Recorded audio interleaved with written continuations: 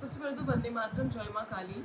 देखिए, मैं तो कलमा भी पढ़ती हूँ और शहादा भी पढ़ती हूँ, और जब वंदे मातरम का गान मैं गाती हूँ तो मुझे अपने आप पे बहुत ही फ़ख्र महसूस होता है कि मैं खान ज़रूर हूँ, लेकिन मैं अपने कल्चर से, अपने संस्कार से, अपनी संस्कृति से, अपनी सभ्यता से मैं एक अच्छी प्योर हिंदू हूँ। और भारत का संविधान जब हम पढ़ते हैं तो भीमराव अंबेडकर जी ने जब संविधान लिखा था तो पहले पन्ने पर चित्र भगवान राम की दी थी। जिस तरीके से मनुस्मृति को उन्होंने डिफेम किया है, मनुस्मृति के एक अध्याय को उठा करके उन्होंने गलत शब्दों से खेल करके उन्होंने एक गलत मिसअंडरस्टैंडिंग क्रिएट करने की कोशिश की है। जिस अध्याय में पिता, पति और पुत्र की जिम्मेदारी अपने घर की महिलाओं के प्रति बताई गई है, उन्होंने उसको महिलाओं के फ्रीडम को छीनने पर उन्होंने डाइवर्ट कर दिया। मैं मानती हूँ कि भाई उनका अपना फ्रीडम ऑफ स्पीच है, उनका अपना फंडामेंटल राइट है, वो बोल रहे थे गलत सलत जो बोल रहे थे, लेकिन पीछे बैकग्राउंड में उन्होंने आदरणीय प्रधानमंत्री की तस्वीर क्यों लगाई? उन्होंने आदरणीय मुख्यमंत्री योगी आदित्यनाथ जी की तस्वीर क्यों लगाई? उन्होंने मोहन भागवत जी की तस्वीर क्यों लगाई? मैं पूछना चाहती हूँ कि जब से भारतीय जनता पार्टी की सरकार देश में आई है, क्या आदरणीय प्रधानमंत्री जी ने कभी कहा है कि सबको मनुस्मृति पढ़ना पड़ेगा या मनुस्मृति को फॉलो करना पड़ेगा? या उत्तर प्रदेश में जब से योगी आदित्यनाथ जी मुख्यमंत्री के चेयर पर बैठे हैं, क्या उन्होंने कहा है कि उत्तर प्रदेश के लोगों को मनुस्मृति पर चलना पड़ेगा, मनुस्मृति को फॉलो करना पड़ेगा? या मोहन भागवत जी की ऐसी कोई टिप्पणी या ऐसा कोई स्टेटमेंट आया है कि मनुस्मृति पर चलना पड़ेगा? तो फिर उनकी तस्वीर लगा करके ये डिफेम करने का मुझे मकसद समझ में नहीं आ रहा है। राहुल गांधी जी को अपनी बात रखनी थी, वो रख सकते थे, लेकिन अपने आप को सस्ती लोकप्रियता और ओछी टीआरपी के लिए उन्होंने आदरणीय प्रधानमंत्री की तस्वीर का इस्तेमाल किया, उन्होंने आदरणीय मुख्यमंत्री योगी आदित्यनाथ जी की तस्वीर का इस्तेमाल किया, उन्होंने मोहन भागवत जी की तस्वीर का इस्तेमाल किया। क्यों किया? ये क्यों किया? ये तो उनको जवाब देना पड़ेगा।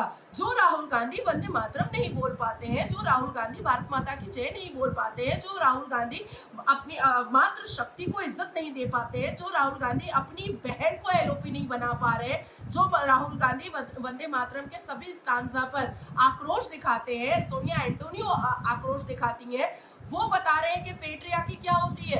मंच पर एक हिजाब वाली बच्ची को खड़ा करके वो कह रहे हैं कि पेट्रियार्की से दूर हटो। अरे वो काला टेंट ही तो सबसे बड़ी पेट्रियार्की है। आपने उस बच्ची को नहीं बताया कि ये जो तुम काले टेंट में निपटी हुई हो, ये इस्लाम का एसेंशियल पार्ट नहीं है बेटा, ये तुमको जानबूझ करके तुम्हारे सक्सेस को, तुम्हारे अचीवमेंट को रोकने के लिए पहनाया गया है, ये पेट्रियार्की है।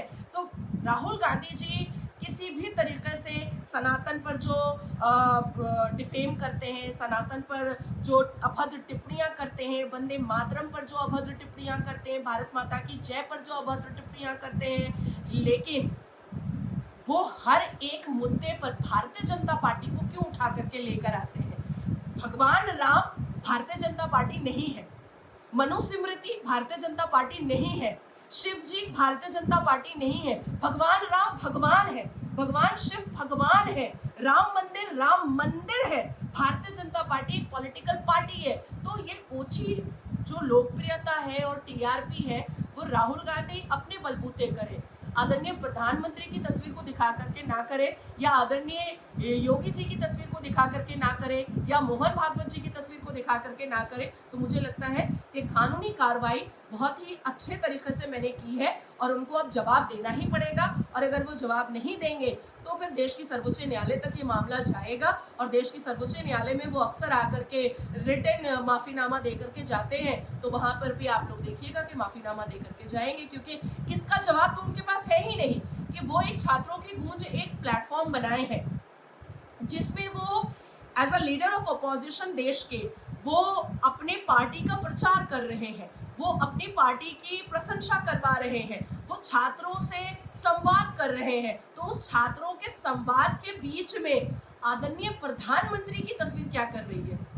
वहां पर तो इंदिरा गांधी जी की तस्वीर होनी चाहिए, वहां पर तो नेहरू की तस्वीर होनी चाहिए, वहां तो राजीव गांधी जी की तस्वीर होनी चाहिए, वहां तो संजय गांधी जी की तस्वीर होनी चाहिए, जिन्होंने नसबंदी करवाई थी संजय गांधी ने, राजीव गांधी जिन्होंने ट्रिपल तलाक और गुजारा भत्ता देने से इनकार कर दिया था शाहबानो सायरा बानो को, जिसने बांग्लादेश बनवा दिया था इंदिरा गांधी जी ने, जिन्होंने पाकिस्तान बनाया था नेहरू ने, तो ऐसे लोगों की तस्वीर लगानी चाहिए थी ना।